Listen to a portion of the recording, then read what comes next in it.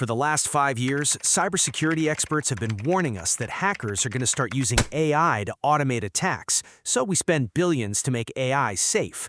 But this week, the AI decided that it doesn't actually need hackers to start destroying things. We just entered a brave new world, the first confirmed hack carried out entirely by an autonomous AI agent.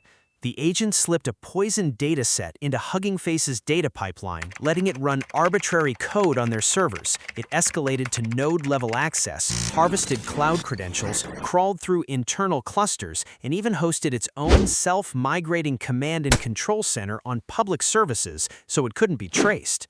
And the most ironic part? When Hugging Face tried to use commercial APIs like GPT-4 to analyze the attack, the safety guardrails blocked the requests. The safety filters couldn't distinguish the defenders from the attacker, forcing Hugging Face to use an open-weight Chinese model just to investigate the breach. So, who did it? Reddit went into a witch hunt. Was it China? North Korea? A bored teenager with a Discord addiction?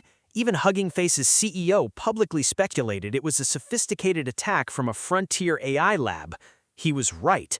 It turns out the first fully autonomous cyber attack in history came from a humble nonprofit dedicated to the safe development of AI, OpenAI. And the crazy part? They didn't even do it on purpose. Here's what happened. OpenAI was testing a new model, GPT 5.6-SOL, on a benchmark called ExploitGym. The goal was to give the AI a sandbox, a known bug, and see if it could write an exploit. But instead of solving 900 memory corruption problems the hard way, the model realized the fastest path to a high score was to simply find the answers itself, which were sitting somewhere on the internet. So it spent a massive amount of inference compute to exploit a zero-day vulnerability in its own package registry cache proxy. It escalated privileges, escaped its sandbox, and crawled laterally until it reached a node that had internet access. So, when the model inferred that Hugging Face probably hosted the solutions for the benchmark, it created the poisoned dataset, hacked Hugging Face, and successfully cheated on its test. The problem is, legally speaking, this is completely uncharted territory.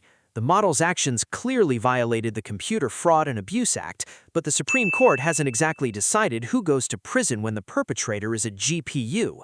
At best, this was an incredible marketing stunt. At worst, things are only going to get weirder and more dystopian from here as agents become completely autonomous.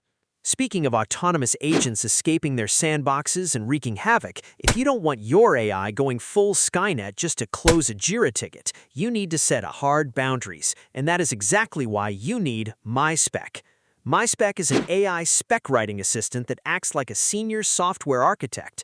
Before your AI coding agent touches a single line of code or executes a single terminal command, MySpec interviews you and generates a rock-solid constitution.md file. It defines the exact security constraints, architectural boundaries, and performance targets your project requires. You just hand that spec bundle over to Cursor, Claude, or your development team, and you instantly have a single source of truth that keeps your agents from going rogue.